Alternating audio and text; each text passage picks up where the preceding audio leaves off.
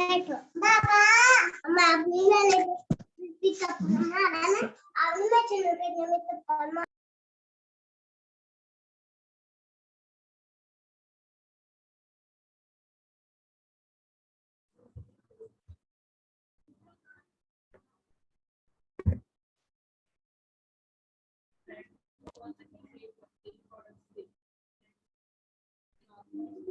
बिल्कुल कर सकता है। वो मैंने आपको बताया था कि उन प्रोडक्ट्स के ऊपर आपके अकाउंट बैन होने का चांस 1% होता है। हमने जब प्रोडक्ट हंटिंग करनी है तो उसी में ये चीज़ें मेक श्योर करेंगे। अच्छा जी, सबसे पहले हम लोग डिस्कस करेंगे product hunting criteria for FBA wholesale.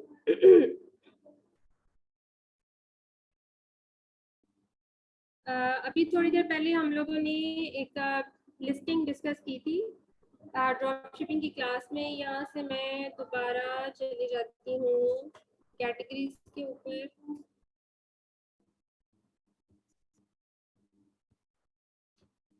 क्योंकि लिस्टिंग के साथ साथ ही आप लोगों को मैं क्राइटेरिया बताती जाऊंगी। यहाँ से कोई सी भी जेनेरिक सी हमने जाना है।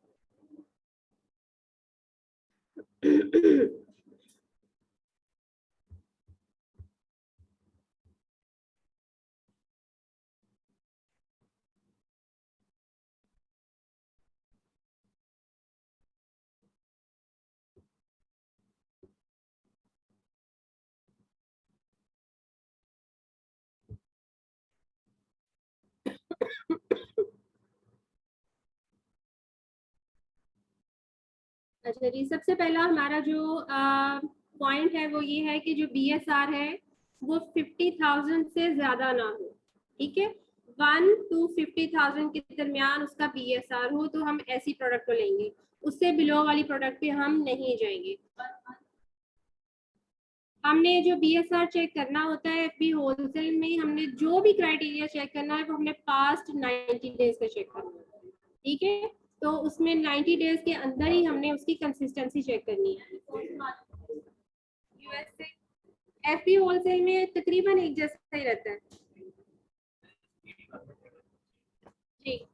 FB होलसेल में जो हम BSR लेते हैं वो 1 से 50,000 के दरमियान लेते हैं। 50,000 से ज्यादा नीचे की तरफ नहीं जाते। ठीक है, अगर उसका BSR 1 लाख होगा तो वो बहुत बुरा BSR होगा, हम उसमें नहीं जाएंगे। अगर उसका BSR 2 होगा, 1 होगा तो वो बेस्ट BSR होगा। मैंने आपको भी थोड़ी देर पहले ये चीज बताई थी कि जैसे जैसे हम 1 की तरफ आएंगे BSR जो है वो अच्छा कंसिडर होगा। अब ये जो प्रोडक्ट मैंने ओपन की थी इसका BSR हम चेक करते हैं। इसका BSR आपको कहाँ से पता चलेगा? आप इसको स्क्रॉल करेंगे और नीचे जाकर आपको प्रोडक्ट डिटेल्स मिलेंगी। ये कस्टमर रिव्यू आ गए।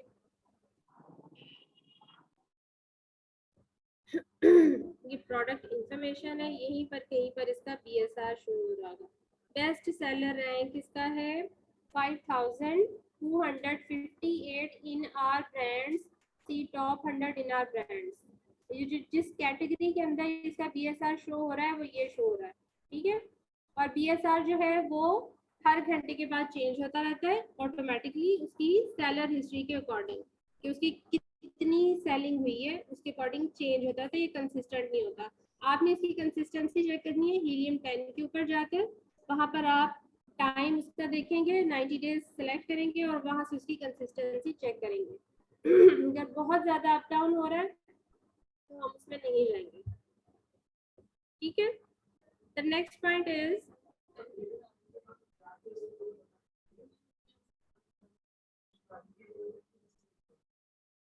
जी मैं आपको ये देखें जो होता है ना ऐसे नंबर, ये हमेशा 20 से स्टार्ट होता है। इसके ऊपर डबल क्लिक करके हमने इसको कॉपी कर लिया, मेरे इस ब्राउजर के ऊपर चला हुआ है।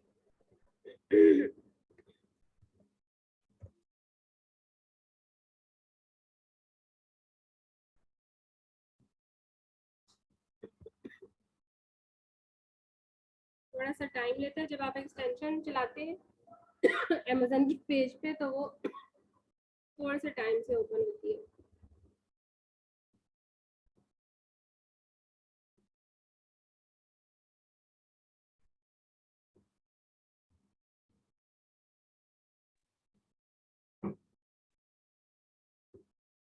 ये शो हो रहा है कीपा और अभी हीलियम लोड हो रहा है।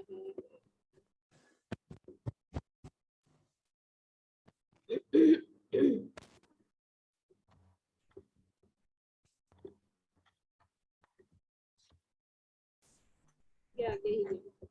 ठीक है, यहाँ से हमने 90 डेज सिलेक्ट कर लिया और यहाँ पर जब आप इसके ऊपर लेकर आएंगे तो ये आपको 3 लाइन शो कर रहा है। सबसे ऊपर जो ब्लू लाइन है, ब्लू डॉट है, ये जो बॉक्स नजर आ रहा है इसके अंदर लिखा हुआ है सेल्स रैंक। ठीक है, यहाँ पर इसका सेल्स रैंक शो हो रहा है 2,43,000। यहाँ पर कितना शो हो रहा है, इसका सेल्स रैंक शो हो रहा है 6,743। ठीक है, तो इसका जो सेलर रैंक है वो कंसिस्टेंट नहीं है, कहीं पे बहुत अच्छा है, कहीं पे बहुत बुरा है। ठीक है, तो ये हमने लास्ट 90 डेज में चेक करना है। समझ आ गई कि हम सेलर रैंक को कैसे चेक करते हैं, उसकी कंसिस्टेंसी को कैसे चेक करते हैं। जी बताइए क्या कंफ्यूजन है। ये टूल है ना बेसिकली, जब आप यहाँ से सबसे पहले आपने डेट टाइम सेलेक्ट करना है। आप 1 ईयर भी कर सकते हैं, ऑल टाइम भी कर सकते हैं। हमने लास्ट 90 डेज का सिलेक्ट करना है पीएसआर के लिए। यहाँ पर आपको 3 लाइन शो हो रही है, सबसे ऊपर ये वाली ग्रीन वाली और नीचे ब्लू वाली। ठीक है, तो जो ब्लू लाइन है ये आप इस बॉक्स को पढ़ें, बॉक्स के अंदर 3 डॉट्स नजर आ रहे हैं, ब्लू ग्रीन एंड येलो। जो सबसे टॉप पर है ब्लू में, उसमें सेल्स रैंक आ रहा है, ये आपका बीएसआर है। ठीक है, तो आप इस लाइन को ऊपर जिस भी डेट के ऊपर इसको हॉवर करेंगे तो ये आपको शो करेगा कि उस डेट के ऊपर इसका सेल्स रैंक क्या था। अब जैसे ये है 10/31/2022 को इसका सेल्स रैंक 5,773 था। थोड़ा सा और आगे मूव करेंगे तो ये 4,951 है। मतलब अब ये बेहतर की तरफ जा रहा है, लेकिन आप थोड़ा सा पीछे जाएं तो बहुत बुरा है। 1,93,000 हो तो बहुत कुछ सकता है, लेकिन हमने अपने आप को सेफ साइड पर रखने के लिए वो प्रोडक्ट सिलेक्ट करनी है जिसका सेल्स रैंक 50,000 से नीचे ना जाए। ठीक है,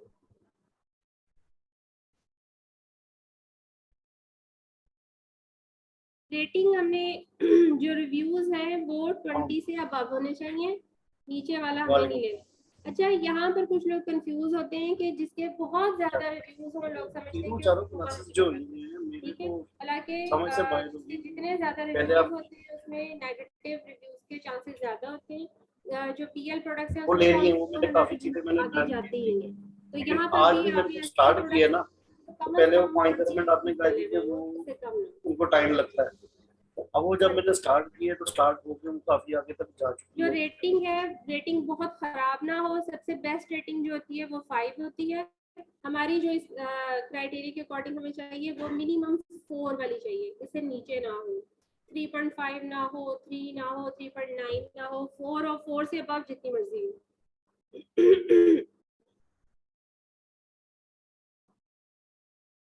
हाँ जी, जो प्राइस है आपकी, प्राइस $15 से $40 के दरमियान में हो। ठीक है, इससे ज्यादा महंगी वाली प्रोडक्ट पे नहीं जाना है आपने। 15 और 40 के दरमियान, 15 और 40 के दरमियान, 15 से कम ना हो, 40 से ज्यादा ना हो। ठीक है, क्योंकि जितनी एक्सपेंसिव आपकी प्रोडक्ट होगी आपको रिटर्न हैंडल करना मुश्किल हो जाता है, आपका लॉस होता है। और 15 से नीचे वाले लगाएंगे तो आपका प्रॉफिट मार्जिन बहुत श्रिंक हो जाएगा। उसमें अमेज़न PSR, ठीक है, PSR stand for best seller rank. ठीक है, और जिस प्रोडक्ट की सेल्स बहुत अच्छी हो रही होती है, बहुत अच्छे उसके यूनिट्स बिक रहे होते हैं, उसका सेलर रैंक उतना ही अच्छा होता है। ठीक है, I hope this is clear now. Amazon जो है उसमें बिल्कुल भी सेलर नहीं होना चाहिए। आप जब कोई प्रोडक्ट को, किसी भी एसन को Amazon के ऊपर चेक करेंगे और उसके ऊपर आप कीपा चलाएंगे, ये देखिए मैंने यहाँ पर इसको ऑन किया हुआ था, इसमें मेरा कीपा ऑन है। कीपा किधर गया, ये है कीपा।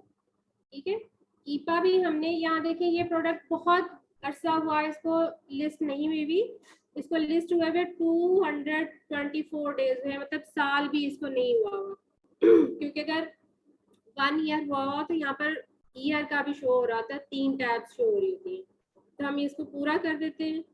इसमें अमेजन बिल्कुल भी सेलर नहीं है, तो इसमें हम फर्दर अपने क्राइटेरिया को चेक कर सकते हैं। अगर यहाँ पर अमेजन हो तो वो यहाँ से पिंक ऑरेंज सा कलर होता है वो शो हो जाता है। तो ऐसी प्रोडक्ट पे आपने बिल्कुल नहीं जाना एफबी होलसेल के लिए, वो एक नेगेटिव प्रोडक्ट है। उसकी रीजन मैंने आपको बता दी थी कि हम अमेजन को compete नहीं कर सकते, वो एक बड़ा सेलर है, वो प्राइस डाउन कर सकता है, वो डिफरेंट प्रमोशंस ला सकता है, और हम एज अ स्मॉल सेलर उसको compete नहीं कर सकते। अब बाकी जो प्रोडक्ट है उसका वेट कितना होना चाहिए, 5 LB, और जो साइज है अमेजन के ऊपर जब आप लिस्टिंग करते हैं तो वहां पर अमेजन आपको different size and weight tiers बताता है, ठीक है। तो हमारा जो साइज का टीयर है वो स्टैंडर्ड होना चाहिए, वो जब आप उसके अंदर जाके पढ़ेंगे तो वहां पर आपको पता चल जाता है। स्मॉल भी होता है, स्मॉल स्टैंडर्ड होता है, एक स्टैंडर्ड होता है, फिर उससे थोड़ा सा बड़ा होता है, तो फिर जितना जितना साइज या वेट बढ़ता है FBA फीस उसी हिसाब से इंक्रीज होती है। तो आप जी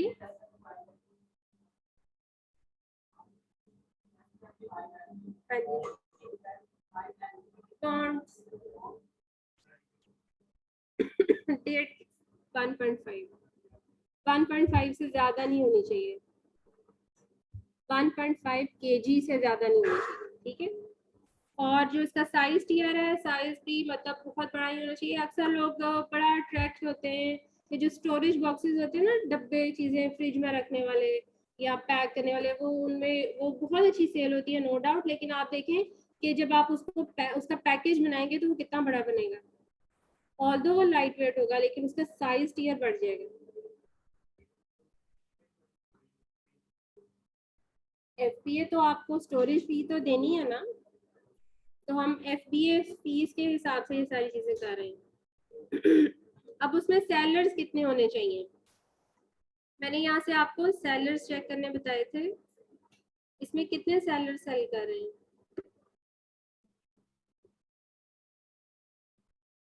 ये प्राइवेट लेबल प्रोडक्ट है और इसमें सिर्फ ये बंदा खुद ही सेल कर रहा है, ठीक है। अगर OS इसके ऊपर चल जाए तो यहाँ से पता चल जाएगा। क्या हम ऐसी प्रोडक्ट पे FBA होलसेल कर सकते हैं जिसको सिर्फ एक बंदा सेल कर और उसकी प्राइवेट लेबल हो? बिल्कुल भी नहीं कर सकते, क्योंकि जैसे ही हम इसके अंदर लिस्टिंग करेंगे हमें कोई ऑर्डर आएगा, ये बंदा फौरन अमेजन को बताएगा कि इसने मेरी इजाजत के बगैर मेरी ब्रांडेड प्रोडक्ट सेल की है, हमारा अकाउंट सस्पेंड हो जाएगा, वो एक अलग मैटर है, ठीक है। अब उसने इतनी मेहनत करके अमेजन के ऊपर अपनी ब्रांड लॉन्च की है, उसके ऊपर PPC चलाई है और मार्केटिंग की है, तो आपको क्यों ऑथराइज करेगा, वो खुद खाएगा, ठीक है।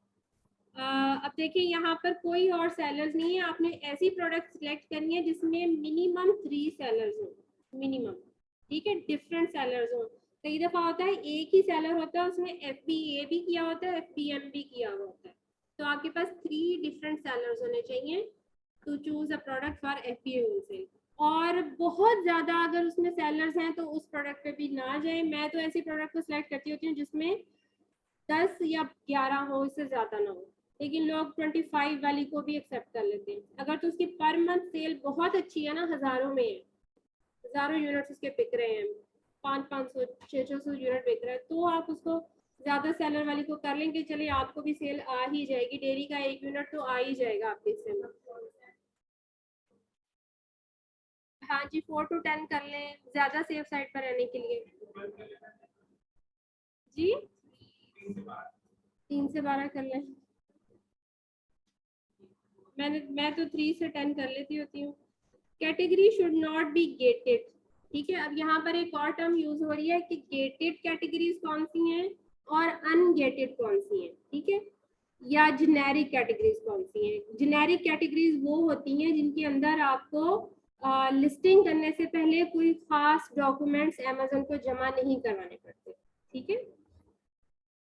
जैसे उस दिन हम लोग डिस्कस कर रहे थे कि कुछ सप्लीमेंट्स लगा दें या कोई ड्रग्स लगा दें, तो उसके लिए अमेजोन आपसे एक डॉक्यूमेंट मांगता है कि आपको ये प्रोडक्ट सेल करने की गवर्नमेंट की तरफ से इजाज़त है या नहीं है, ठीक है।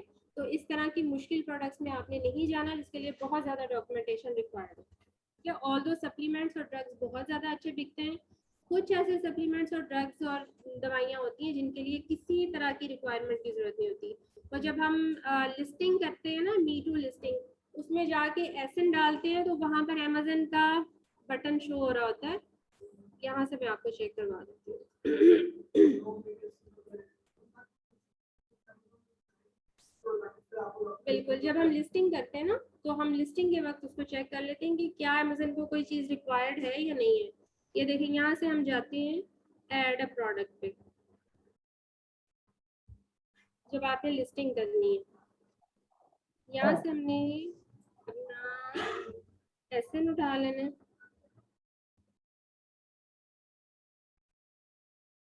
ठीक है।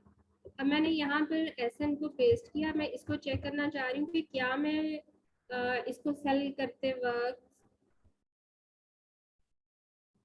अच्छा जी, ये मसला हो गया है।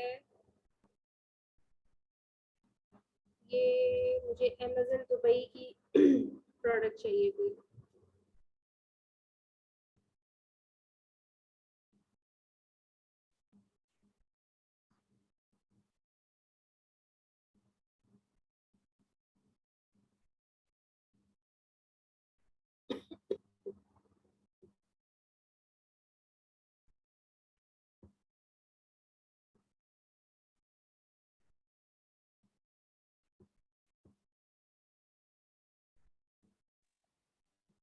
उसमें इशू इसलिए आ रहा था क्योंकि वो था यूएसए का अकाउंट था, यूएसए की प्रोडक्ट थी और ये दुबई का है। ये मैंने ऐसे अपना यहाँ पे पेस्ट किया, मैं इसको चेक करना चाह रही हूँ कि क्या मैं इसको सेल कर सकती हूँ, ठीक है। अब ये एक ब्रांडेड प्रोडक्ट थी, ये वाली देखिए, ये जॉनसन का है शैम्पू, ठीक है। तो जब मैंने अमेजन के ऊपर न्यू लिस्टिंग क्रिएट करते हुए या मी टू लिस्टिंग क्रिएट करते हुए मैंने प्रोडक्ट चेक की, तो मुझे अमेजन ने फौरन यहाँ पर बता दिया कि you need some permissions to sell, apply to sell, ठीक है। अब इसमें हम जाते हैं, अमेजन क्या कहता है, request approval. However, we are not accepting applications to sell other products, other baby products, ठीक है। अगर आप इस प्रोडक्ट को सेल करना चाहते हैं तो आपने ये येलो बटन दबाना है और आपने देखना है कि अमेजन आगे क्या कहता है।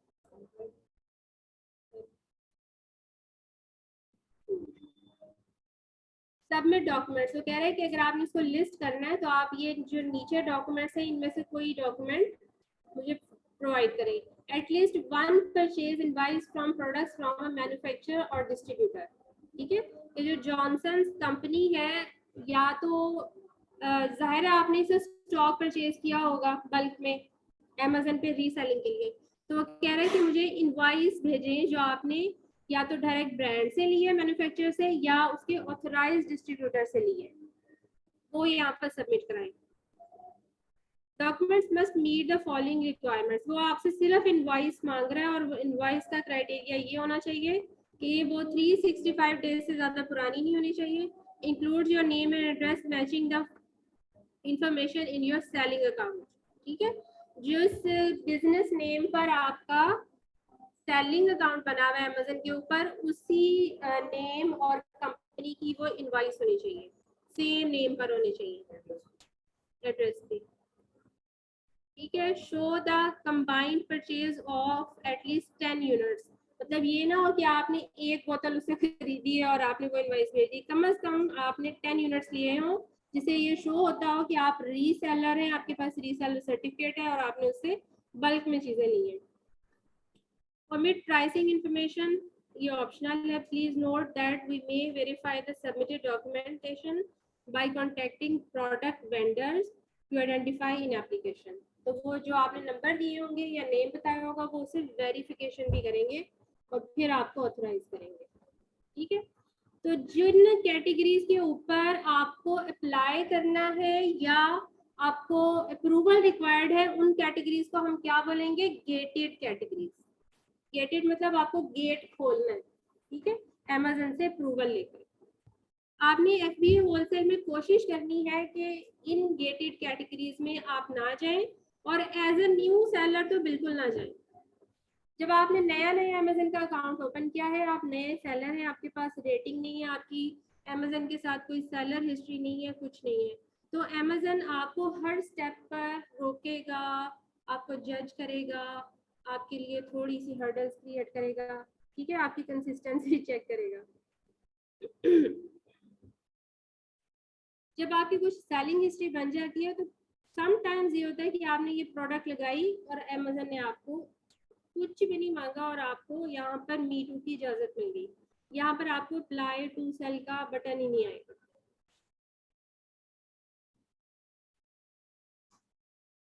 अच्छा जी, अब हम किसी और प्रोडक्ट पे जाते हैं।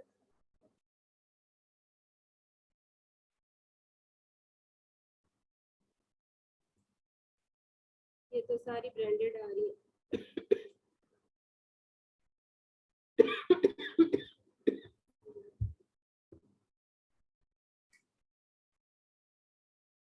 ये क्या आ रहा है? अब हम कैटेगरीज को थोड़ा सा कर लेते हैं डिस्कस कि इनमें से जेनेरिक कौन सी हो सकती है। अमेज़न डिवाइसेस, ये तो अमेज़न की प्रोडक्ट है। अमेज़न फैशन है, इसमें भी अमेज़न खुद सेल कर रहा है। Amazon global store, Amazon warehouse, इन चीज़ों में आपने नहीं जाना। अप्लायंसेस जो होती हैं काफ़ी एक्सपेंसिव होती हैं, प्लस उनका साइज टियर, वेट टियर बहुत ज़्यादा होता है, इसमें हम जा नहीं सकते।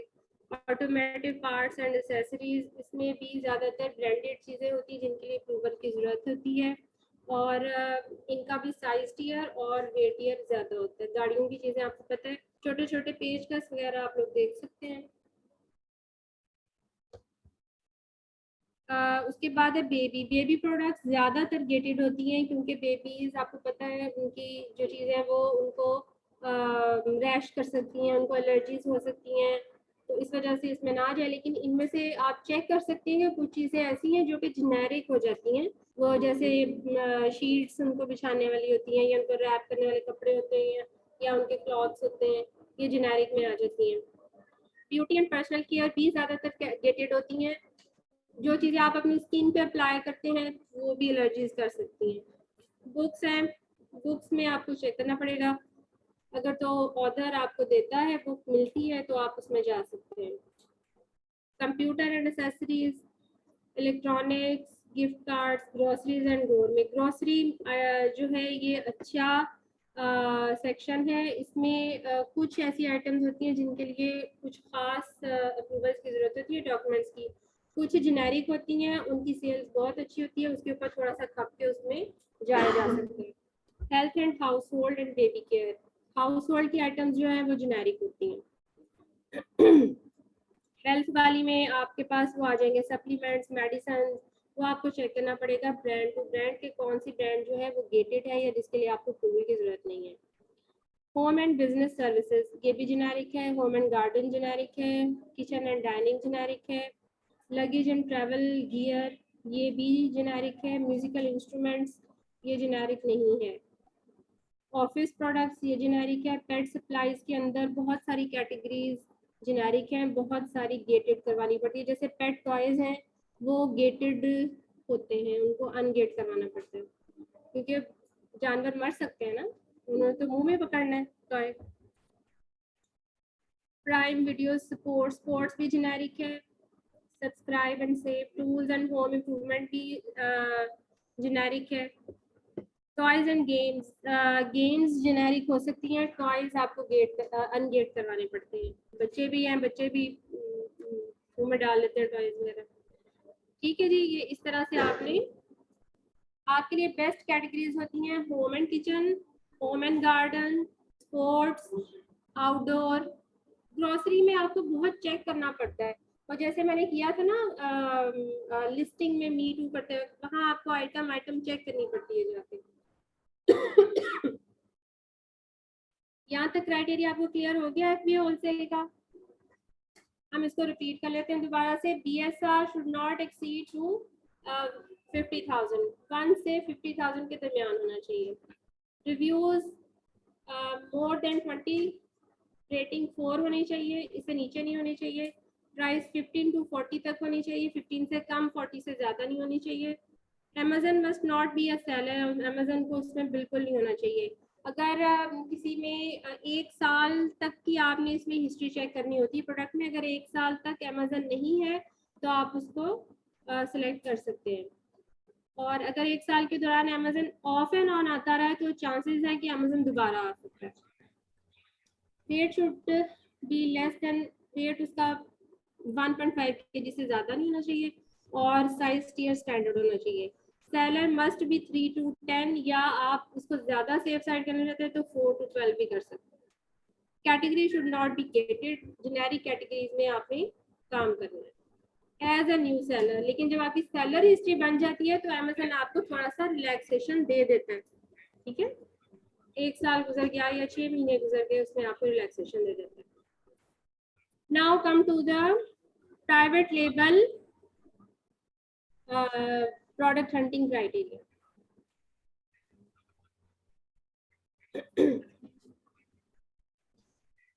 प्राइवेट लेवल की प्रोडक्ट हमने कैसे सर्च करनी है? प्राइवेट लेवल की जैसे था ना FBA होलसेल की प्रोडक्ट में, आपके पास ब्रांड्स थे, आपके पास प्रोडक्ट्स थे, आप प्रोडक्ट्स के अंदर जाके उनको चेक कर रहे थे। प्राइवेट लेवल की प्रोडक्ट के वक्त आप बिल्कुल ब्लैंक है, आपको नहीं पता कि क्या सर्च करना है, how to find the product, ठीक है? तो उसका हमने पूरा प्रोसेस जो है वो बनाया हुआ है। सबसे पहले हम सर्च करते हैं कीवर्ड, हीलियम 10 के, ठीक है? कीवर्ड के थ्रू हम प्रोडक्ट्स में जाते हैं, ठीक है? प्रोडक्ट्स के थ्रू फिर प्रोडक्ट्स की कैटेगरीज में जाते हैं, फिर उन कैटेगरीज को चेक करते हैं। तो ये जो क्राइटेरिया है ये एक्सरे के ऊपर अप्लाई होता है। हीलियम 10 के अंदर एक टूल होता है, सब टूल, उसको एक्सरे कहते हैं। तो वो हम कैटेगरी के ऊपर जाके अप्लाई करते हैं, वहां से आपको ये सारी डिटेल्स मिल जाती है। मेरे पास एक्सेस नहीं है, मंडे को आएंगे, ठीक है? ये आपसे जस्ट मैं क्राइटेरिया इसलिए आपको बता रही हूँ कि आप लोग लिख लें या इसको नोट डाउन कर लें।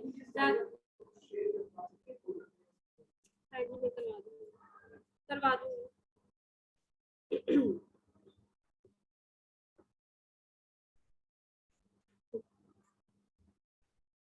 हद होगी वैसे।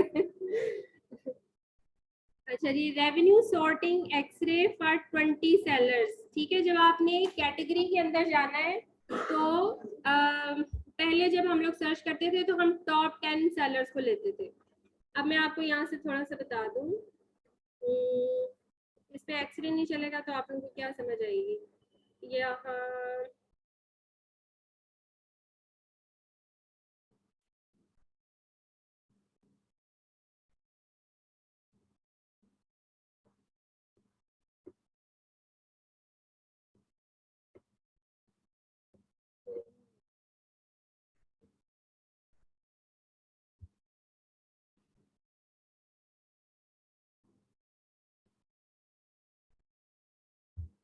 अच्छा, आप लोग कीवर्ड बताएं मुझे जिसमें आप लोग जानना चाहते हैं।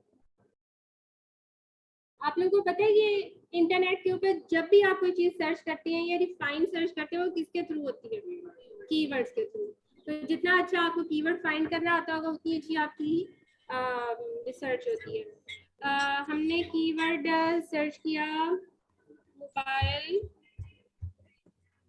चार्जर। मोबाइल चार्जर भी एक बड़ी कैटेगरी है। कौन सा मोबाइल चार्जर? सैमसंग नहीं, सैमसंग तो फिर वो ब्रांड आ जाएगी, मोबाइल चार्जर ही जाने दो।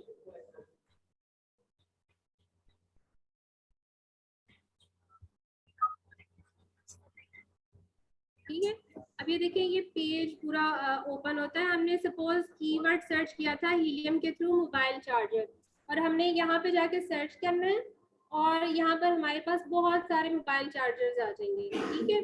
तो इस पेज के ऊपर हम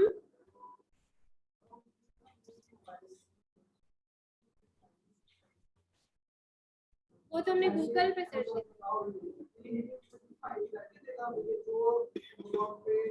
हीलियम 10 हर वो चीज हमें करके देगा जो Amazon के ऊपर होगी, हीलियम 10 वर्क ही अमेजन पे करता है। ये एक्सरे टूल है, तो ये हमने उस पेज के ऊपर रन किया जो हमने फाइंड किया था अपनी कीवर्ड के थ्रू। तो इस तरह से ये देखें, जब आपके पास फुल सब्सक्रिप्शन होती है तो ये पूरी सारी चीजें शो हो रही होती है।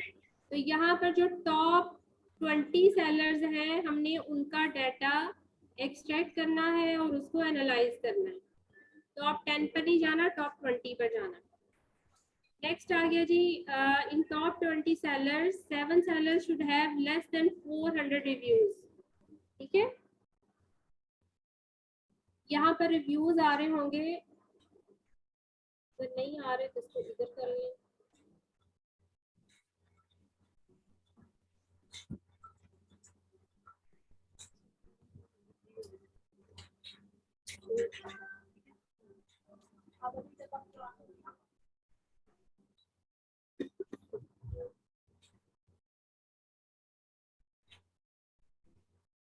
यहाँ से अगर नहीं शो हो रहे तो आपने यहाँ से फिल्टर के जाना है और इधर से आपने सिलेक्ट कर लेना है कि इसके अंदर रिव्यूज की टैब कैसे शो करनी है।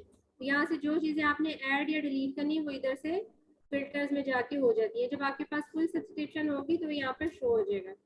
तो आपके पास 400 से ज्यादा रिव्यूज नहीं होने चाहिए। जितने रिव्यूज होंगे उसका मतलब होता है कि वो बहुत पुराना सेलर है। ठीक है, और उसके पास प्लस माइनस पॉजिटिव नेगेटिव बहुत सारे रिव्यूज हैं। हमने वो सेलर्स लेने हैं जिनके 400 रिव्यूज हों, क्योंकि बहुत ज़्यादा पुराने सेलर्स को हम compete नहीं कर सकते। हमारे कंपेटिटर्स में 1-1.5 साल पुराने सेलर्स होने चाहिए जिनकी सेल्स को हम compete कर सकें। नेक्स्ट आ गया, इन top 27 sellers should have revenue more than $7,000। $7,000 जो है ये यूएसए के लिए है और 5,000 पाउंड यूके के लिए है। यहाँ पर आपको एक्सरे में इनका रेवेन्यू भी नजर आ जाएगा। तो देखिए BSR भी आ रहा है, ये रेवेन्यू है। ठीक है, ये ब्लर हुआ है, फुल सब्सक्रिप्शन में आपको पूरा नजर आएगा। प्राइस रेंज हमारी सेम FBA होलसेल वाली है। क्लास ले रही क्या? हाँ जी, आप आगे? नहीं, मैं तो कुछ भी नहीं, मैं अभी 20 मिनट लग जाएंगे। लगेगी साथ में? अच्छा, मैं आती हूँ। अच्छा,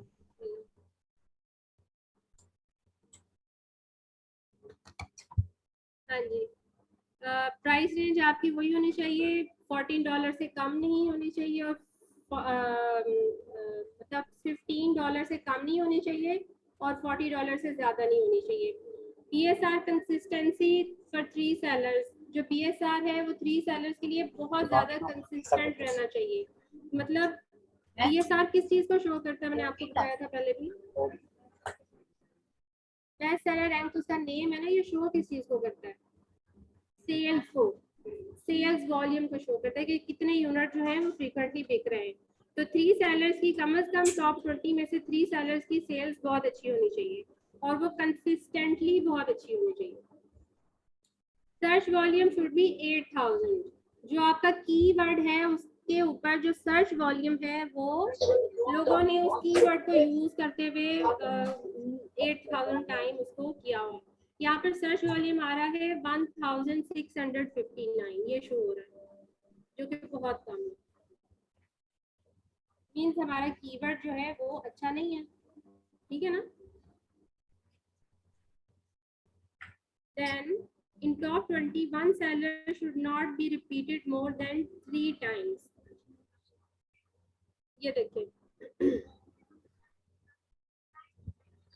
यहाँ पर प्रोडक्ट नेम आ रहा है और यहाँ पर ब्रांड नेम आ रहा है। तो जो ब्रांड है वो 3 दफा से ज्यादा रिपीट नहीं होनी चाहिए। यहाँ पर है रियाको, ये 2 दफा हो गई। एंकर भी रिपीट हो रही है लेकिन 2 दफा हो गई। एंकर 3 टाइम्स आ गई। हाँ, एंकर जो है वो 4 टाइम्स है, मीन्स हमारा यहाँ से भी ये निकल गई। यहाँ से हमने ब्रांड नेम आपने चेक करनी है कि ब्रांड जो है एक ही सेलर जो है वो 3 दफा से ज्यादा ना हो। Product should not be trendy. Trendy products पे आप लोगों को बताया था कि बिल्कुल भी नहीं जाना, ना एफबीए होलसेल में जाना है, ना प्राइवेट लेवल पर जाना है। ट्रेंडी प्रोडक्ट्स कौन सी हो सकती हैं? जो किसी वक्त बहुत ज्यादा ट्रेंड में होती हैं, सीजनल और होती हैं। कई दफा होता है ना कि ऐसे किसी चीज का बड़ा ट्रेंड बन जाता है। हाँ जी, जैसे वो कोरोना के वक्त मास्क आए थे, ठीक है जी। इसी तरह कोई भी चीज हो सकती है, किसी भी चीज का ट्रेंड चल सकता है। कुछ टी शर्ट्स हो सकती है जिनके ऊपर कुछ लिखा हुआ हो खास, वो ट्रेंड में हो सकती है, ठीक है। इसी तरह जो सीजनल प्रोडक्ट्स है आपने उसमें नहीं जाना। अच्छा जी, अब ऐसी प्रोडक्ट्स में नहीं जाना जो कि वैल्यू एडेड प्रोडक्ट साथ में प्लस करके सेल करेंगे, ठीक है। जैसे मोबाइल चार्जर है, उसके साथ प्लस करके वो जो चार्जिंग वायर होती है वो भी दे रहा है, ठीक है। हमने जो कीवर्ड सर्च किया है, हमने देखना है कि वही हो और वो प्योरली उसी को सेल कर रहा हो। अच्छा जी, rating should be 4.2 in top 20 sellers. 4.2 minimum rating होनी चाहिए out of 5। competing products should not be more than 2000। यहाँ से आप देखें इसमें कितनी प्रोडक्ट शो हो रही हैं। यहाँ पे तो 10 लिखा हुआ है, ये आपको यहाँ से पता चलेगा। ये आ रही है 1000। जब आप यहाँ पर आप सर्च करते हैं ना कोई भी चीज, तो जितनी उस कीवर्ड्स के साथ, ये क्या आ जाता है इसमें,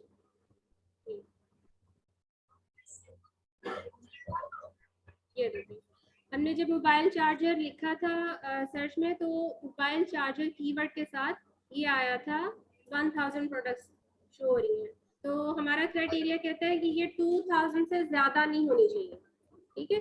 2000 होगी तो हमारा कंपटीशन उतना 2000 से ज्यादा होंगी, जितनी बढ़ती जाएंगी हमारे कंपेटिटर्स उतने ही बढ़ते जाएंगे।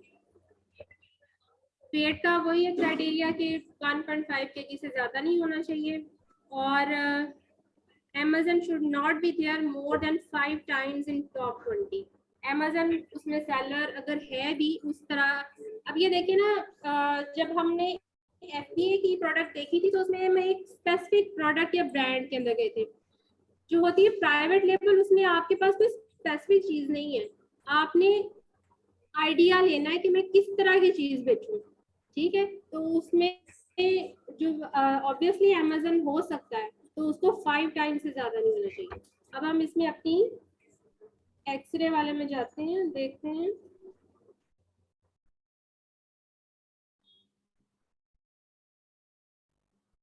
मैं अमेजन कितनी दफा,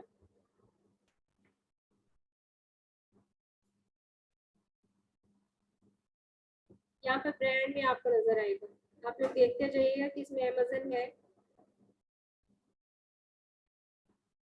टॉप 20 में अमेजन एक दफा भी नहीं है, ठीक है। अब जल्दी से क्वेश्चन पूछ रहे हैं, मुझे थोड़ी सी इमरजेंसी है, मैंने जाना जल्दी। आप लोगों को ये लग रहा होगा कि ये मैम ने क्या पढ़ा दिया है, हमें तो कुछ समझ नहीं आया, ऐसे ही है। हाँ,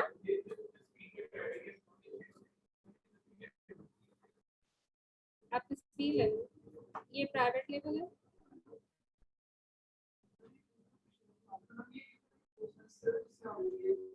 एग्जैक्टली मैंने आप लोगों को इसीलिए थोड़ा सा डिस्क्राइब किया है ताकि जब हम मंडे से इसको स्टार्ट करें तो आपको ये बेसिक चीजें पता, और हमने इन्हीं चीजों को यूज करके अपनी प्रोडक्ट हंटिंग करनी है।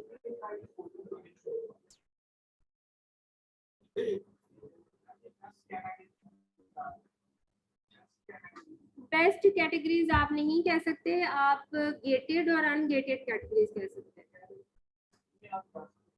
एफबीए होलसेल में जो अनगेटेड कैटेगरीज है वो सारी जेनेरिक वाली आती हैं। आप खुद असेस करें कि जिन चीजों को लगाने से आपको एलर्जी नहीं होती, या दवाइयाँ, या कोई मतलब बड़ी बड़ी ब्रांडेड प्रोडक्ट्स, उसमें नहीं आपने जाना। ज्यादातर होम, किचन, गार्डन, स्पोर्ट्स, और क्या आउटडोर नहीं क्लॉथ्स कई मोस्ट ऑफ द टाइम वो अनगेट करवानी पड़ती है क्योंकि इसमें बड़ी बड़ी ब्रांड्स रहती है, बहुत ज्यादा कंपटीशन।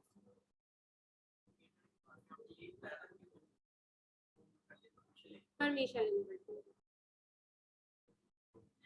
आप एफपी होलसेल की ले लें आप लोग पिक्चर,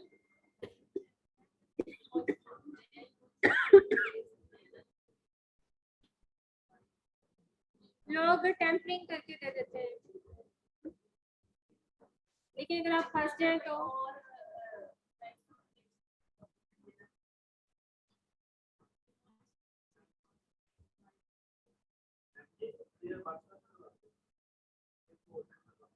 जी मैं करवा देती हूँ। ठीक है जी, आज की क्लास अब यहाँ आज वाइंड अप करते हैं।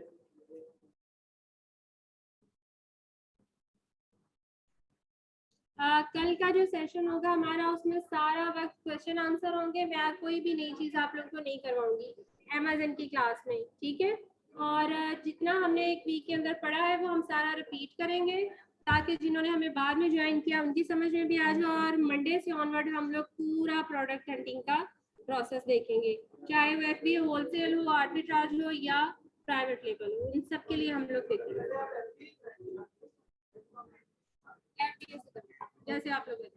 ठीक है जी, अल्लाह हाफ़िज़।